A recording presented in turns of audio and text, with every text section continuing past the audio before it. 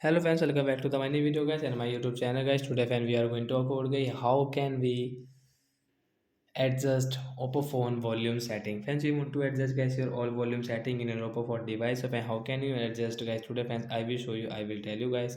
So before starting video friends, first of all go and subscribe the channel guys, click the bell icon, like the video. Friends, now let's see guys how can we use oppo phone all volume setting and friend, how can we customize. We will on guys our phone setting. After on phone setting I scroll it, then click on phone sound and vibration setting. I tap on sound and vibration. Hence you can see guys your all volume setting guys, media volume, ringtone volume, notification volume, alarm volume guys, you can adjust according to yourself. You want to decrease, you want to increase guys your all volume setting guys, you can decrease from right side icon.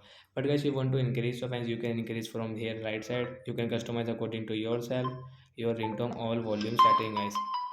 So I hope friends you have understood how to adjust all volume in oppo phone device. So that's it guys, thanks for watching the video guys, bye bye friends.